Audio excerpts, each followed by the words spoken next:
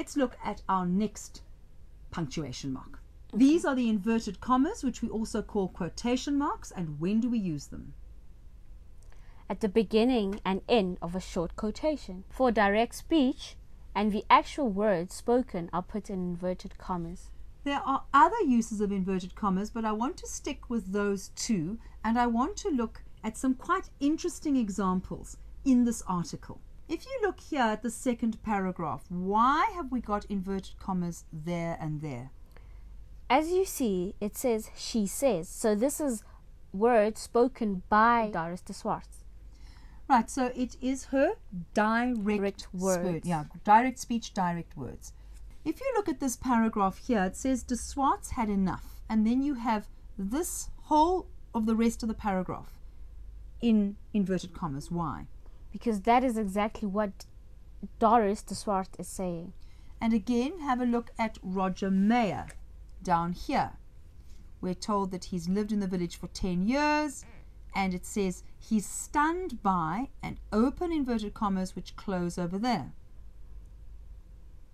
How they have become so devious. One attracts your attention, one creates a diversion, and the third grabs your food. Right. Why the inverted commas? Because this is exactly him explaining what the baboons do. Right. So you can see lots of examples of direct speech. I want us to look at a slight variation. Where here in the article, we're told that this woman is explaining why. Now what she's explaining is why people keep every door shut and every window tightly closed. And this is what she says. We start here at the colon, and then we start with the double inverted commas.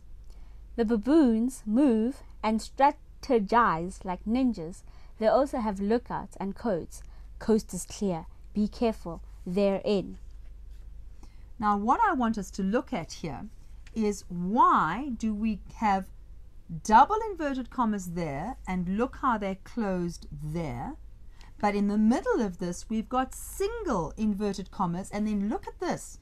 They're in, and then we close the singles, and then we close the doubles. What I would disagree with is I would have put the full stop between. So I would have had close the singles, full stop, close the doubles. Why are we suddenly using singles inside the doubles? Well, this is because we have a quotation inside a quotation. Right. So we start with the woman, and her language is put into double inverted commas. And then who's she quoting?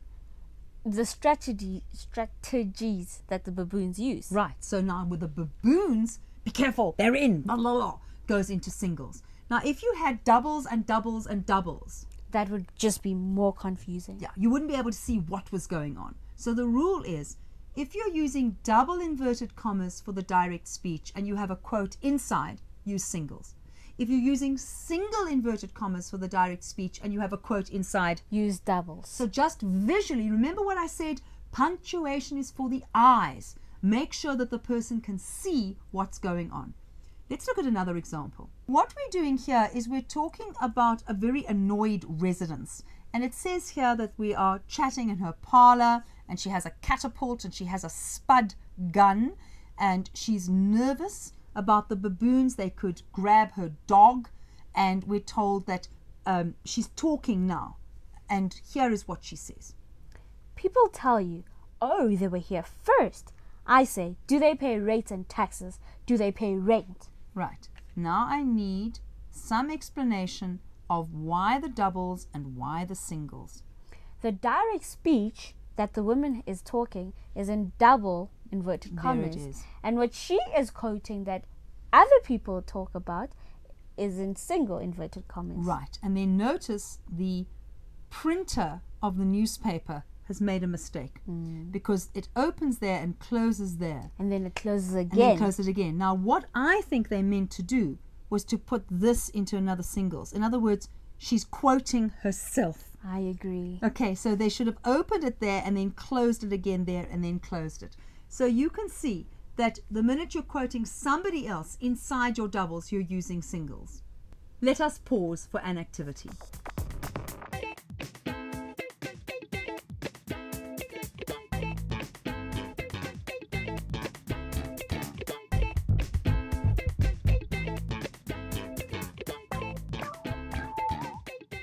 in this lesson, we've looked at punctuation, and punctuation is so important. Right. How good is your punctuation?